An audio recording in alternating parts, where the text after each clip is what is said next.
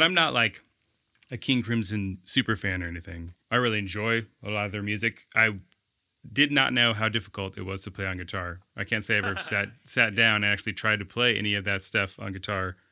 And when I was recording the frame by frame video, I was like, this kind of sucks. Like, this is really hard. Yeah, you get like your arm starts burning, and then you're only halfway through the first part of the first lick. Yeah. And I was like, but I have to record a video of me playing it. Otherwise, like, you know, I feel if I'm teaching something, if I can play it, then people will like take my, you know, teaching more seriously. I just did an acoustic version of it. I know, I saw that. It's crazy. Oh, you did? Yeah, it took a lot of work to be able to play that on acoustic. Like, the finger strength and the picking strength are very different than on electric. So it was a new lesson to learn. Yeah, for that one, it was more the endurance. Like, the pattern itself, it's something I've done a lot. So, like, that was like, okay, fine. But then you're doing it for, like, you know, a minute and a half or whatever. And you're like, okay, this is really hard. But I wanted to ask you, since you're super familiar with all this King Crimson stuff, I guess we could talk about, like, maybe some of your history with learning some of that, because I saw your video of, like, taking 20 years to play Fractured and all that kind of stuff. And then you can show me some of the harder King Crimson parts, and I'll mess them up on the fly. I actually have been meaning to make a video called What Makes Fracture So Hard, or Why is Fracture Hard? And I was trying to speak while playing it.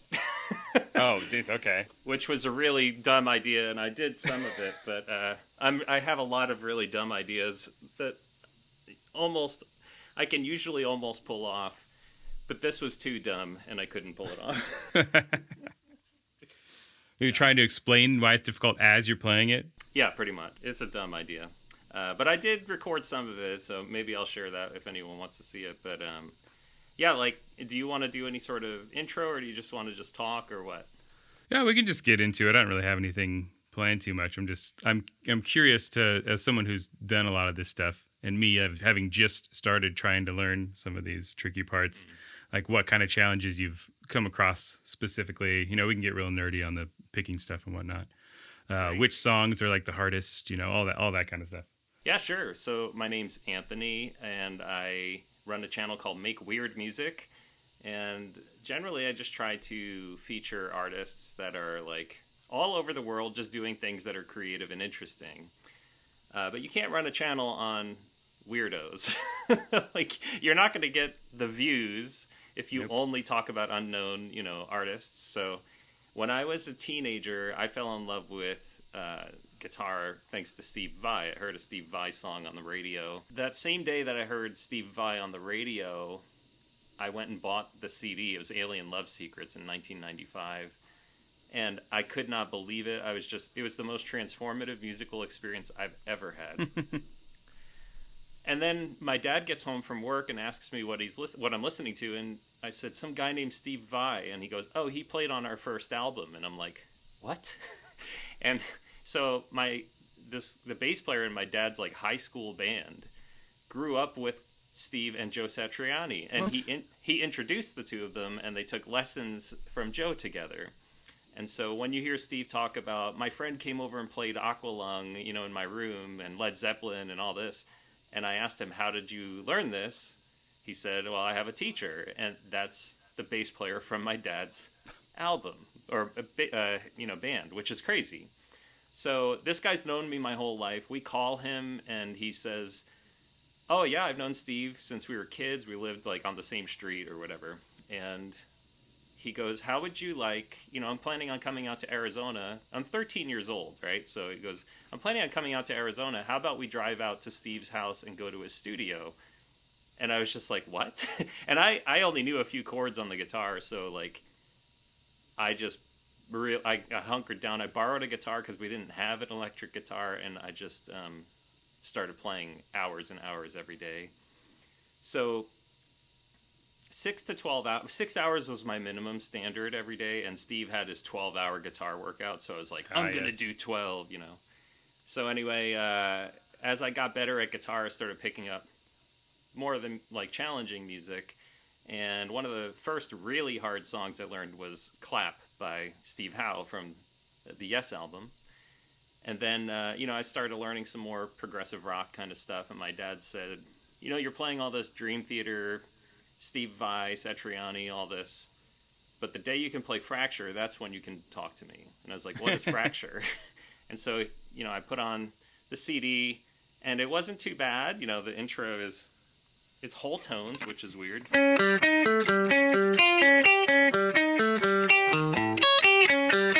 So it's like, okay, fine, I can do that. But then it gets this really quiet, really fast part, and I couldn't do it. It goes like this.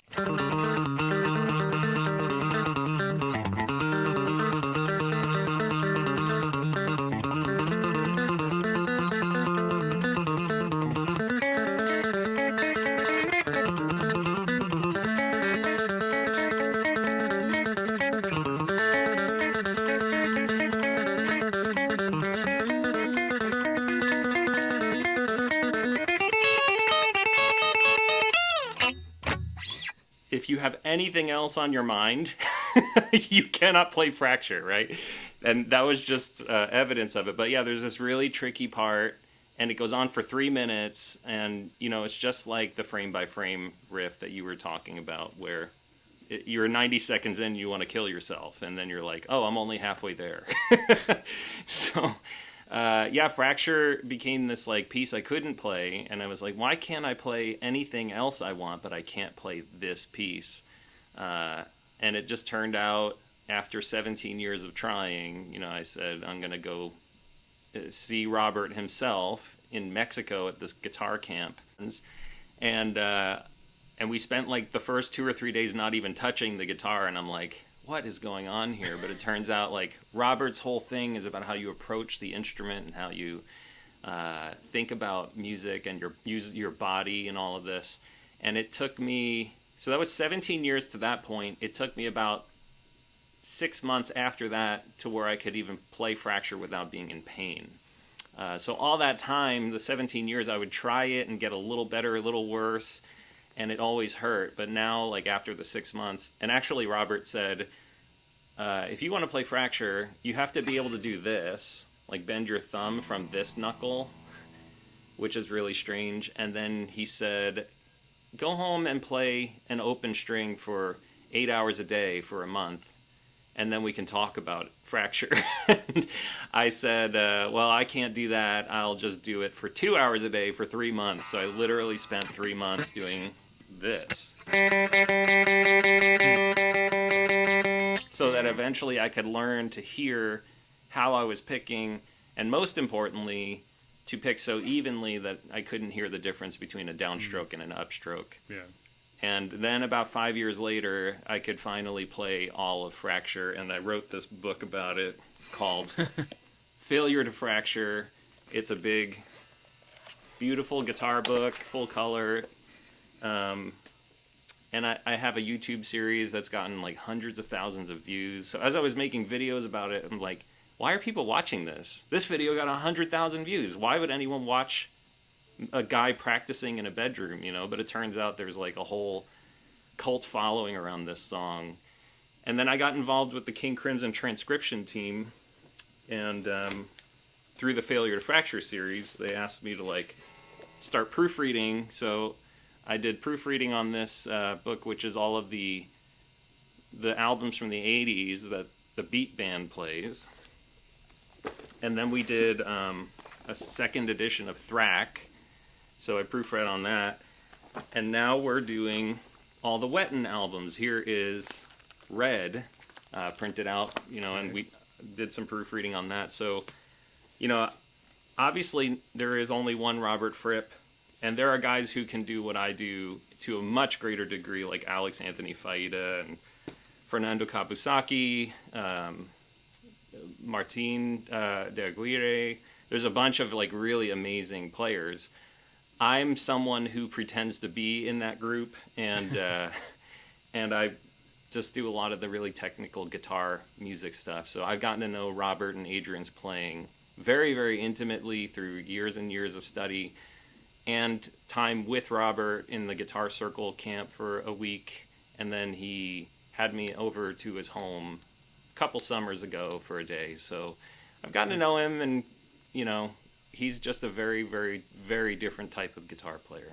And I know that was a huge answer. Sorry for dominating the conversation. No, it's great. It's awesome to get that kind of insight because, as I said, I don't really know that much of the details of all that kind of stuff. As I said, King Crimson is a band I enjoy, but not one that I spend a ton of time learning or listening to. So I feel similarly. Like, even though I'm super, you know, nerdy into it, I don't listen to it for fun very much.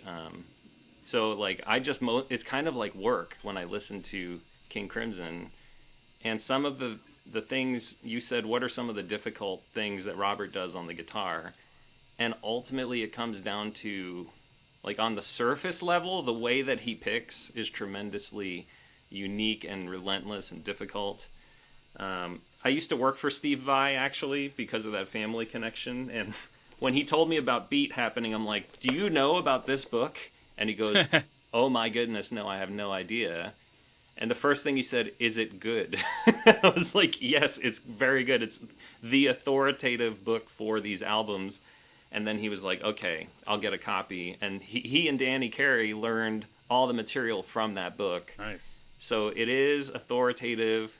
And Steve learned the same way we all learn. You know, there's no magic, except Steve was able to email Robert, you know, throughout his learning and say, well, what about this? What about that? And he and Robert collaborated.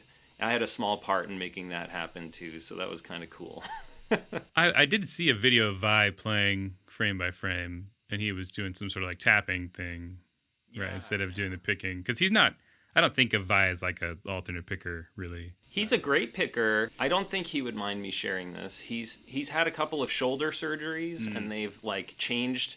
If you notice over the years, his picking has changed, and a lot of that is just the physical, you know, degradation after these surgeries. Like, he picks in a different way now than he ever did, but picking, I don't think, like, picking for Robert is a craft and an art form. Picking for Steve, I believe, is more of a utilitarian thing to do to get, you know, to play the guitar. But for Robert, he's built a whole practice around, you know, guitar craft, and picking is a huge part of it. Yeah, because when I think of Vi, because Vi is one of my favorites, and especially when I was younger, I think more about like tapping and whammy bar work and like that kind of stuff. And that's the stuff that I picked up from Steve Vai.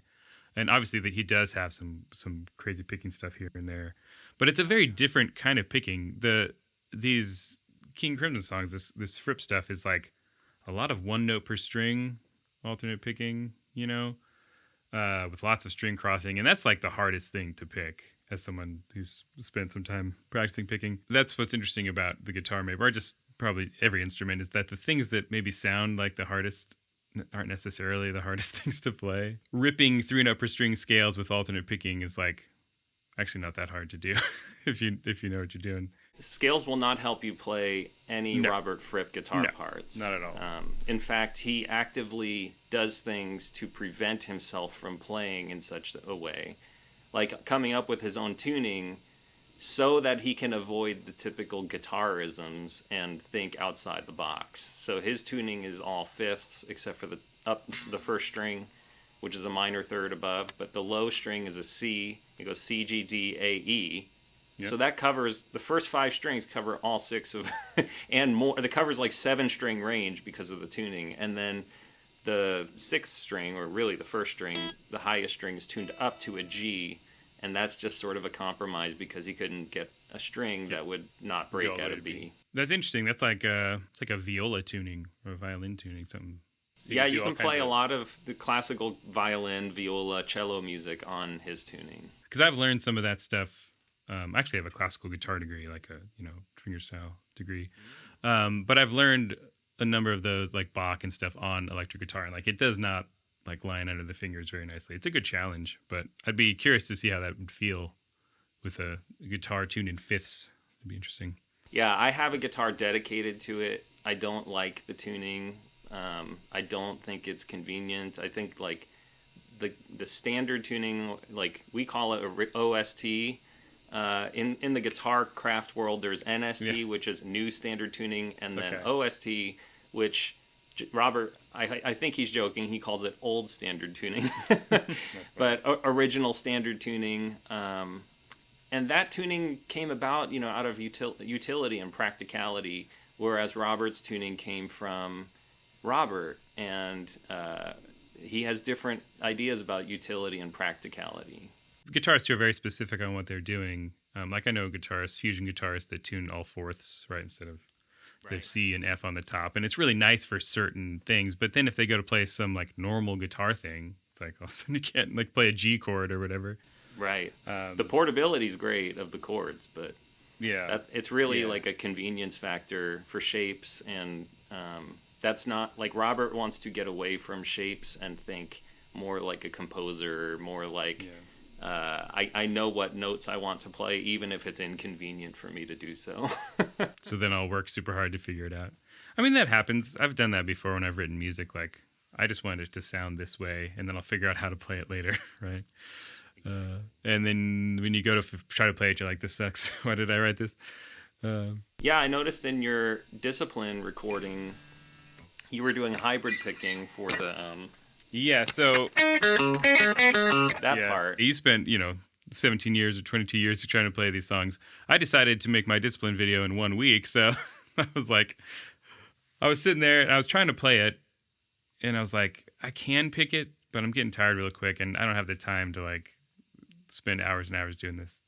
So I was like, I'll just do whatever works best for me, because I'm just talking about the rhythms. I'm not really even talking about the guitar part specifically. Yeah, and your videos are great because you pick apart what's happening in all sorts of domains. But yes, the picking part is not something you can learn in a week or even weeks.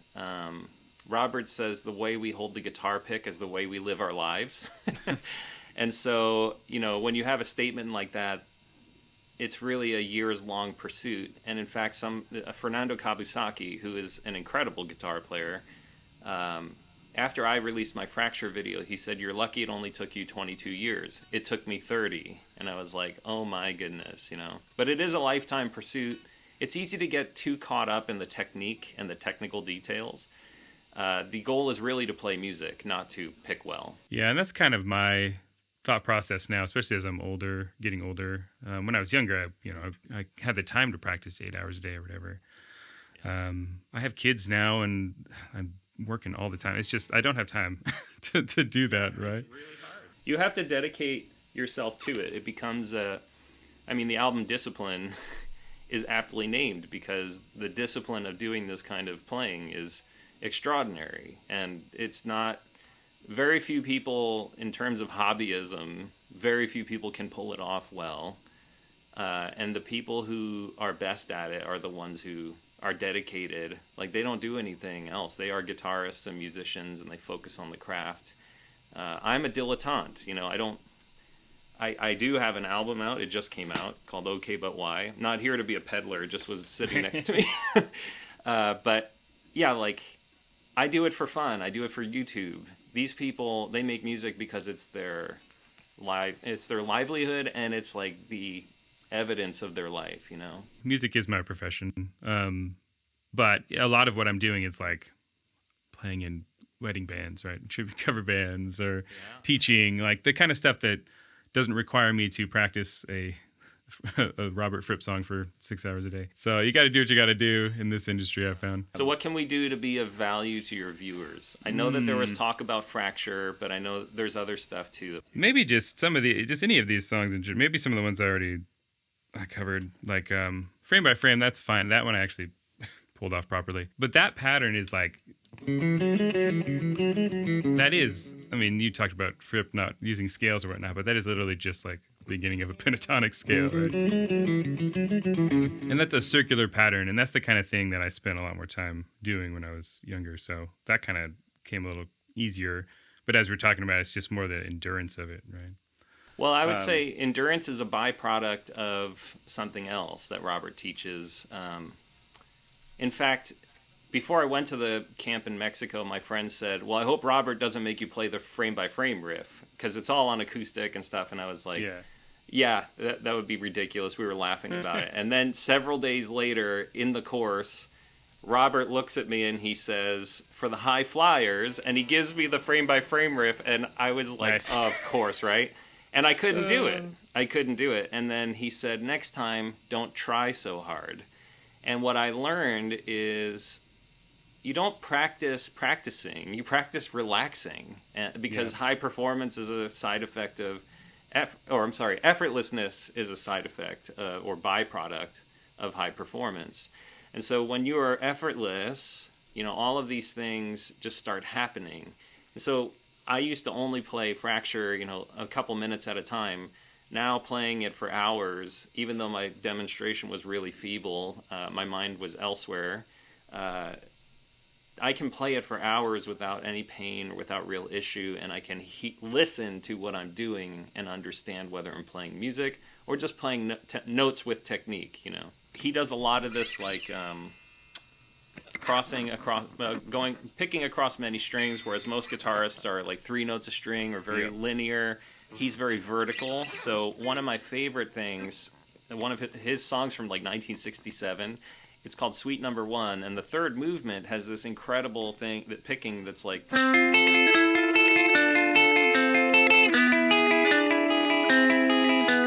Except it's at like 128, 130 beats a minute, so I can't do it. I'm embarrassing myself, but yeah, Fracture ends up having this part in the middle where it's he goes like this.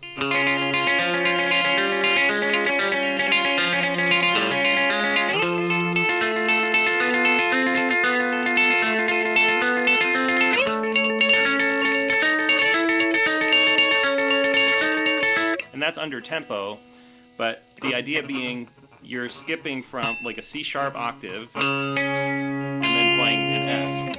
Yep. But you do that relentlessly. Yeah, that kind of thing. Yeah, but you're going.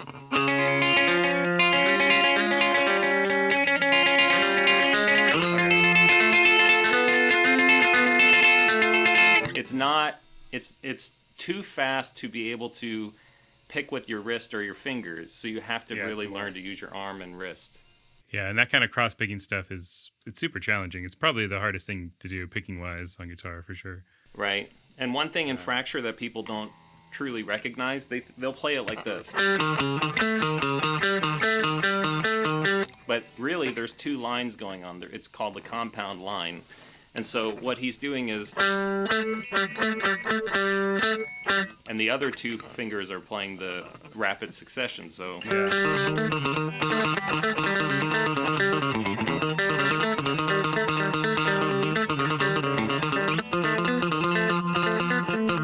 man, I just am not showing up right today, but you can sort of hear the motif. Yeah.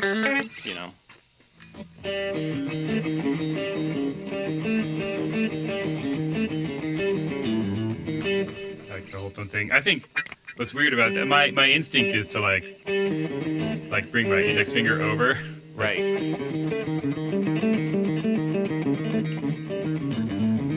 Like, you want to accent those notes more, right? No, you're short.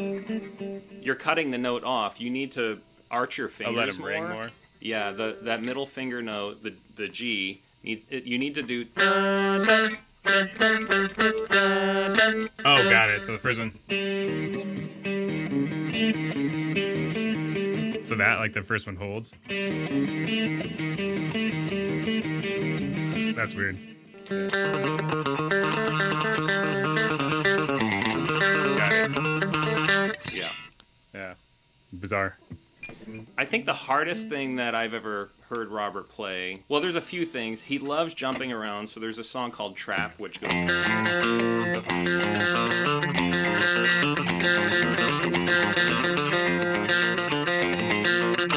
That at like 135 beats a minute or something. And then, try that. F, F. This song is relentless. And then, yep, and then you play it at B flat. Exactly. Actually, a lot of stuff that Robert does is like a perverted blues. So Lark's 3 on 3 of a Perfect Pair goes like this.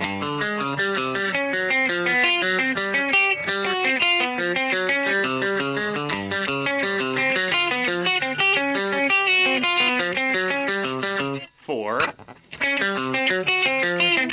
You know, this is the 1. Yeah. This is the 4. Jeez, I am really beefing it up. Anyway, and then 1.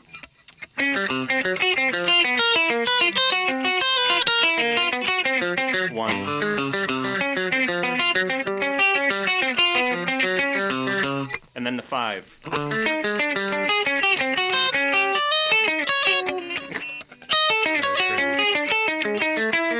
And then then it starts twisting around and whatever. But it's all just, a lot of it is like straightforward blues. Even Fractured, which is like the sort of sequel to Fracture, is very blues oriented underneath the whole tone structure. I've only seen one guy play it with the pick, and Robert just goes DI right into the mixing board. It's so clean. It is just, it's incredibly frustrating to hear how clean he picks.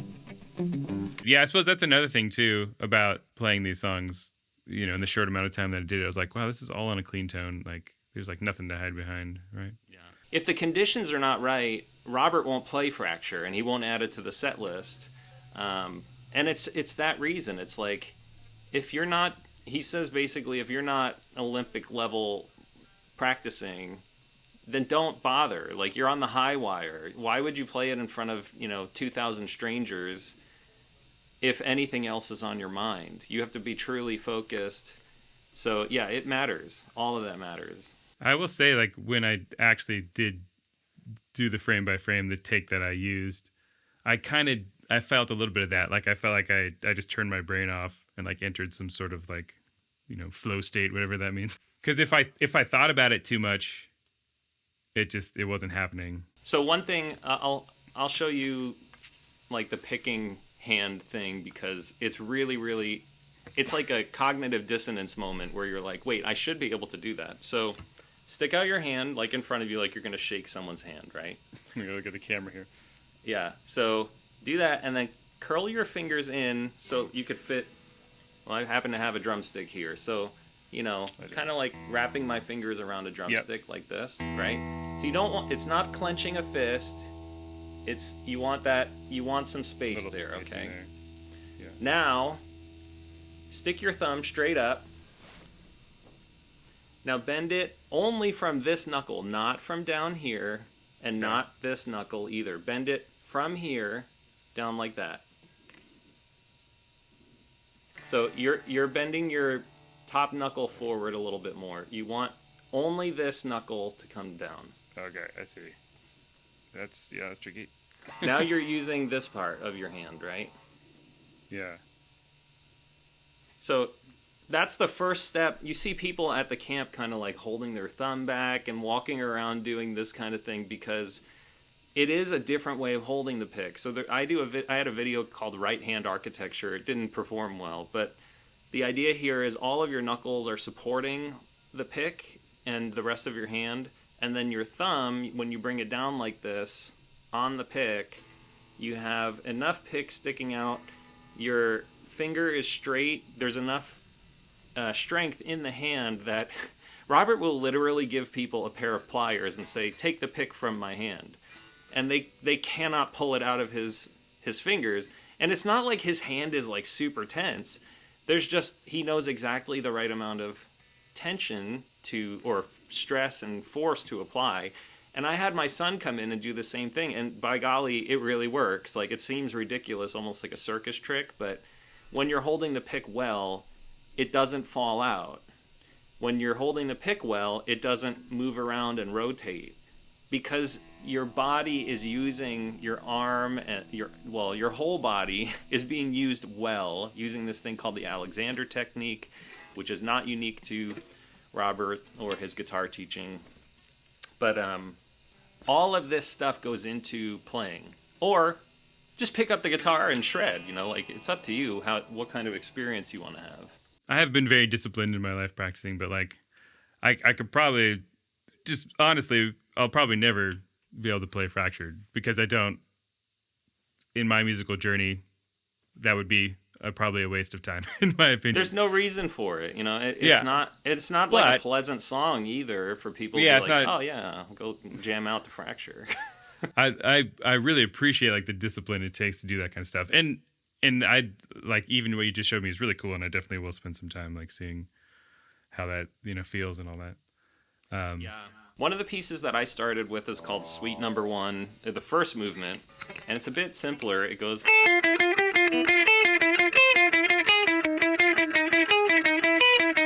So it's just that riff is like the main riff.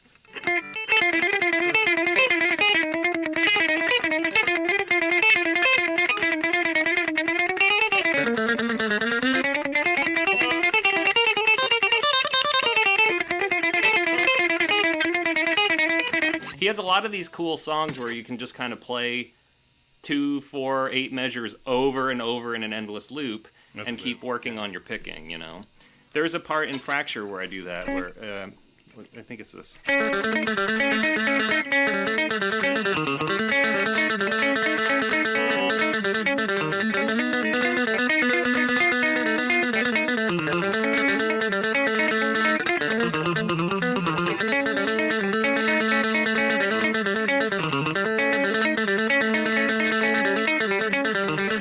So, I could just do that all day long, and I keep listening for those notes that overlap and what I'm doing in a sloppy way. That was actually not embarrassing. Like, I didn't have my mind on anything, like I'm settling in. You'll never open a set with Fracture, and you'll probably nest it or bury it, after you've warmed up and you feel good and all that stuff. I feel like it's probably a little easier on the thinner strings, would be my guess, but... Yeah, Robert plays, he uses his own tuning with its own string gauges, but I think he plays relatively light strings, and I know he uses a thinner pick than I do.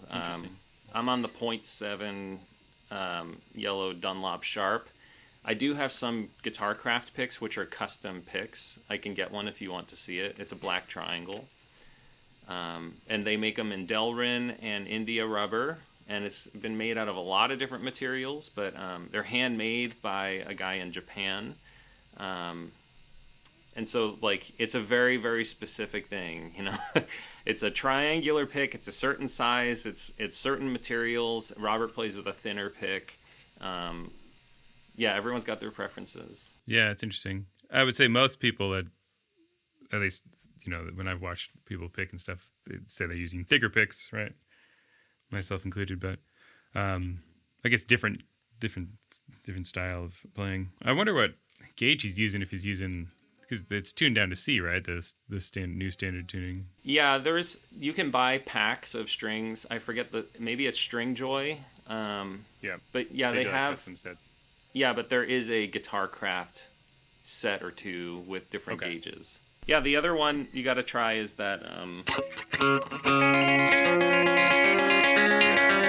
And then he does it on higher strings too.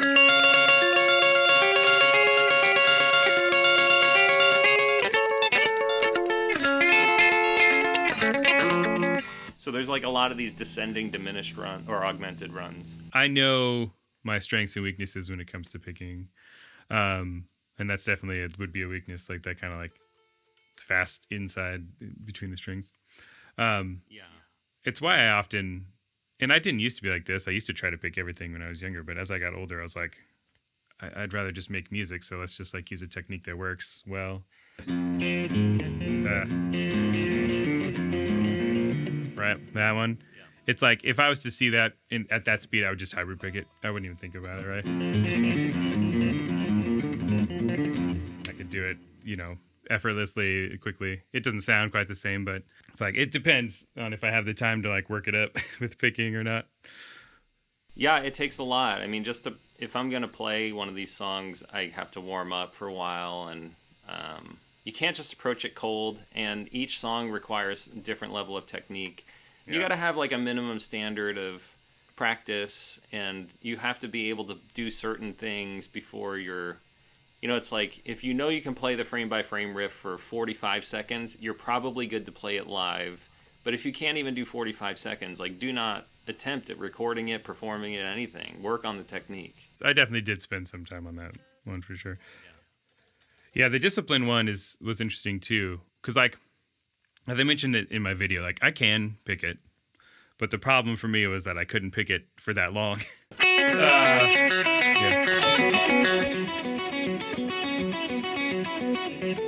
That would be like with the double down sort of thing.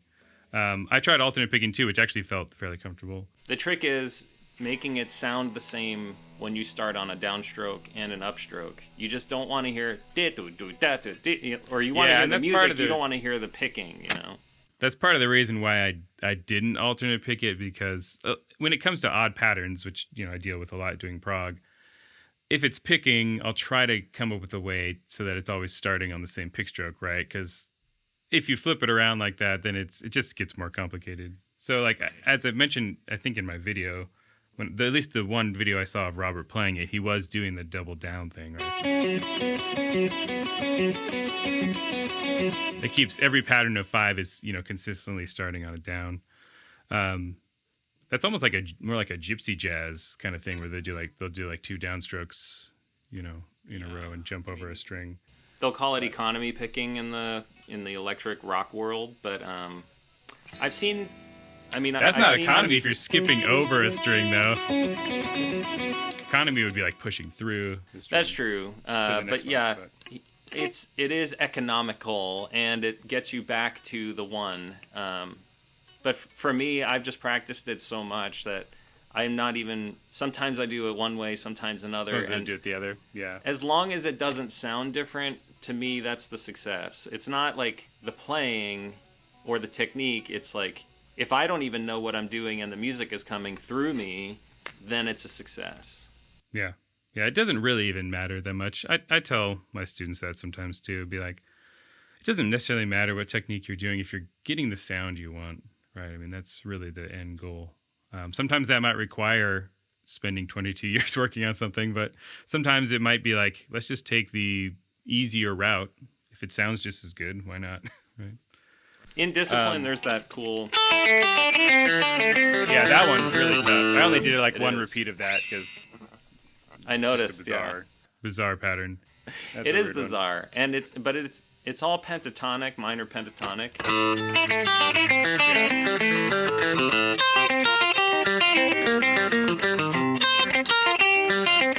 And you want to make sure you hear all the notes, which I'm not playing well.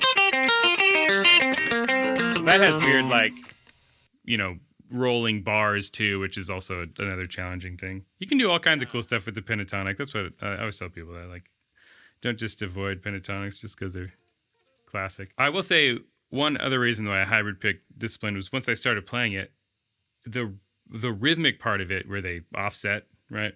Yeah, was just so confusing for my brain that I needed to choose a technique that was easier, because I basically just like, I had to focus so hard just to like, specifically Fripp's part where it changes, right? Yeah. Did you see my video on the looping, using a looper? Yeah, so it's pretty easy if you just do. Yeah. And then you can add on top of it a layer where you're just playing along with the other one. Yeah. But then you can hear, once you acclimate to the technique, you start hearing it, and you're like, oh, I know I'm in the 4th iteration, you know. And it's like, when I hear the high note, you know, when they're 1/16th note apart, then I'm like, okay, next one we're in unison, and then this happens. So you get to, if you loop Adrian's part and learn Robert's on top of it, the loop sounds one way. And if you do it in reverse, the loop sounds different. And it's not just because you're playing something, but you're listening differently. So when you're playing along with Robert's part, and I did an acoustic version of Discipline as well, that taught me where all the... I thought Robert's part was the hardest part, but then I realized everyone is supporting Robert's part. And Tony's part is incredibly difficult because he's playing in 17, and then his parts transition almost arbitrarily. There's no kind of rhyme or reason. He's just listening and going, okay, the transition's now, and then I'm just going to jump and do this next part. So it's a very strange song to learn all of the parts, which I recommend. Obviously, using the book. I don't get paid or anything. It's just it's so valuable having this book. I gotta tell everyone.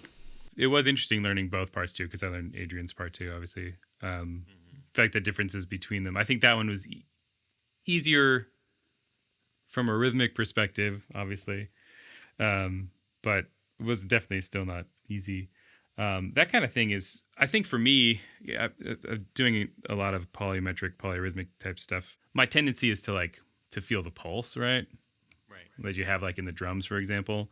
But I think in this particular case, I don't know how well that actually worked. I feel like I had to I obviously needed to know what the tempo was, but I almost felt like I had to tune out of that and just lock into the actual part itself. And then once I heard where they started to sync back up, then I was like, okay, one more time, and then on to the next part. A weird mental element to playing complex rhythmic stuff. Well, and the other thing to remember is these guys, they didn't have sheet music. They just did it in person. And I think I heard Robert or Adrian say they would work 6 hours or 8 hours, sometimes 12 hours playing through these things to acclimate to them, because it was brand new. Nobody had ever done anything like that on the guitar before. Yeah, he basically was taking all those minimalist composer ideas for that kind of stuff, the Steve Reich and all that stuff, which I remember studying all of that in school and being like, this is weird. I don't know if I like it that much.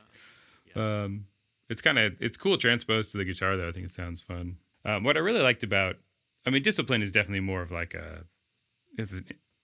don't know, more of a intellectual sounding tune, maybe put it that way. What I really liked about Frame by Frame, and I think that's why I chose that one first, is that song still feels very musical to me. Fracture doesn't really, I understand it's complicated and over the top, but Frame by Frame feels like a solid song, piece of music, and I'm like, this is enjoyable to listen to. I think the Adrian Robert thing is like John Lennon and Paul McCartney, where their own solo music isn't as compelling as when they're working together. And of course there are songs, there are standout pieces and all that, and I'm not knocking either of them, but there is a magic, a synergistic magic with the two of them doing these things together.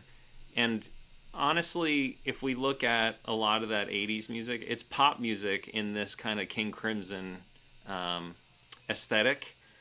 And Three of a Perfect Pair, actually that's a really tricky part to learn as well.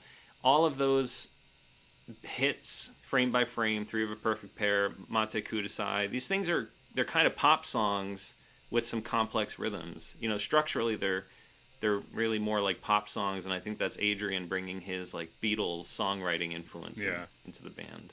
With Three of a Perfect Pair, have you tried that one? I haven't tried that one, no. That one is incredibly annoying.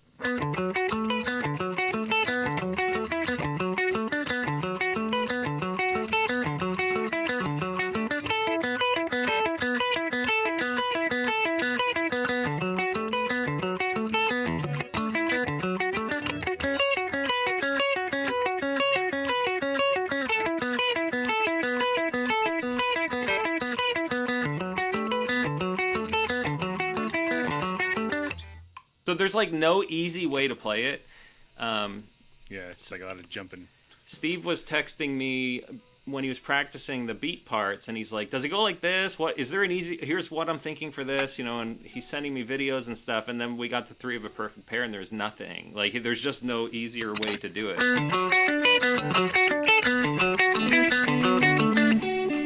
have I got the notes? Wait.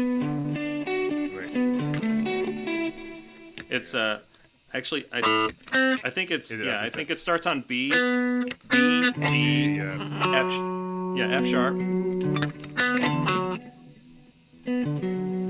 and then F sharp, D, B. Okay. And then you move the B down to an A next time. Oops. Okay. So it starts on an A instead the second time. It starts on the B. Yeah.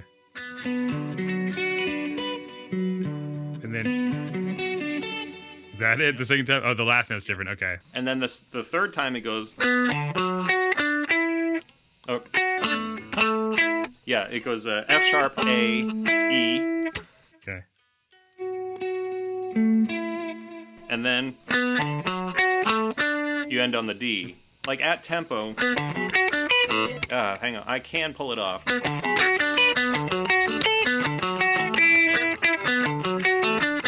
I'll send you a better video of it, but Okay, I'm curious. Yeah, I'd have to look at it. I'll check it out and see what I might do. If that's tempo, that's doable. It's weird, doable, but it's really like you're playing it going, why did someone do this, and how did they come up with it, and isn't there a better, easier way? And it's like, this is Robert, I think, serving the music, but also forcing himself to do something that no other person would. And I interviewed Matthias Eklund, and he talked about like growing your own mustache is what he calls it. Doing something that nobody else does differentiates you from the crowd. And so when you start playing this King Crimson music, it's like, holy cow, why did he do this to himself, you know? But it's interesting and different. It is. Which is good. It is. Yeah. I like that process, or that thought process anyway, of like trying to do something that's a little bit yourself, right? Exactly. It also feels like another reason I probably wouldn't want to spend 22 years just practicing. Yeah, it's a fool's errand for sure. That's why there's not that many fools in the world doing it. You have to be a particular, special kind of person. But we need people that have that kind of discipline, pun intended. Yeah, in general. it's not unmerited or anything. It's just kind of like you have to really be a certain mindset. Like maybe there's perfectionism, maybe there's masochism, maybe there's love of the music, but like you have to be somewhat obsessed. Well, I think we've covered all the major topics there. I feel like I got some homework to do on some of these parts. I'll have to pick up that book for sure.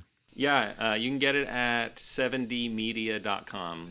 The number 7, the letter D, media.com.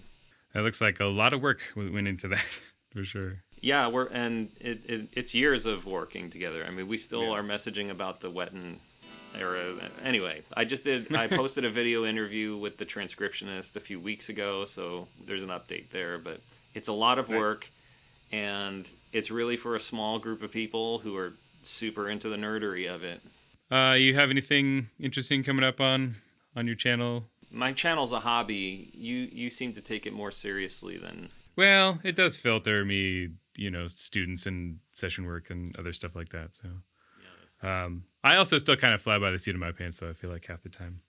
I've been doing this for almost 5 years now. So I feel like I just do whatever video feels I feel excited about at the time. Because otherwise, what's the point in making a bunch of videos and spending all the time to do it? But I'm glad I did these King Crimson videos, even just for like opening myself to a new world of. Yeah, exactly. It'll bring you a fan base, but they're a little out there and adamant. Yeah, they're probably not gonna be much into what I normally do. But also at the same time, it's cool to see that kind of fanaticism. I was not expecting that at all. Like. Yeah. I know King Crimson's popular, but like the response I got from the first video was like, this is crazy. Like, I guess there's a lot more people out there that are way into it than I originally thought. Well, the reason I found your video was because several people wrote to me saying, check out this guy playing frame by frame. And I had just done my acoustic version, and I was like, oh, cool, someone else is doing that. And I it's so rare to find people doing this. It's just fun to connect. But yeah, I didn't know how many people liked Rush, and then we did this Alex Lifeson interview, and it was like I have over 1 million views on on an excerpt of the video, and so I think together all the clips and stuff was like 1.5 million views, nice. And I was like, I don't think I've ever listened to a Rush album. That's funny because. I'm like the opposite because Rush is one of my favorite bands, and like I know how big they are because I've been to their concerts, back in the day. And I would way rather. I have a lot more fun playing Dream Theater, Tommy Emmanuel, all of that kind of stuff, than playing the King Crimson stuff. But the King Crimson stuff feels like going to the gym. You know, it feels Yeah. like a workout, and it's really a different kind of guitar playing, a different approach, you know. Yeah, that was my Dream Theater was kind of my entry into prog. I think a lot of people my age was probably the case. Which and there album? definitely is 6 Degrees or? Train of Thought was the first one I listened to. Wow, that's an amazing album. And being a metalhead, that hooked me in instantly. So, and there's still stuff in those albums that are. Yeah, that second song. I like that whole thing. That's the kind of stuff that I can do pretty easily. It's very linear, which is nice. Yeah, exactly. Right. All that stuff. That's why this King Crimson stuff is great for me, because it's like, all right, like I've tried to cross pick before and, you know, do bluegrass tunes and stuff, but it's tricky. There's just nothing like this. If Robert's playing stands on its own, is completely unique. Yeah. He is an under-recognized innovator on the instrument. I mean, he co-invented looping, you know. How many of us use a looper? Like, Robert literally had tape machines set up so that he could loop and make ambient music, some of the first like commercially available ambient music ever made. He's such an innovator, you know, his own tuning, his own technique, his own approach to composition, his scale, like his use of scales is very Bartok. He's like a modern day Bartok on the guitar, you know. And to make this music approachable for a lot of listeners, just so wild. At that, like the Zappa level of musicianship, without any of the, well, I mean, people called Robert a tyrant, but like Zappa was a tyrant in many ways, and Robert he just had like such a strong vision for this, you know, what he wanted to do. And I know Zappa had that too, but it was just like such a different approach, you know. Robert he's not recognized at the level that he should be. To me, he's as great as Frank Zappa or any other, you know, of the legends. But people don't recognize him for the things they should recognize him for. Probably just because the music is maybe a little bit too out there in some cases. And that turns enough people off that you kind of miss that. Well, Morgan, I'm running late for a work call. Yeah, no, I don't want you to keep you. So thank you so much for chatting with me. Great talking to you. Fun. Thank you so much.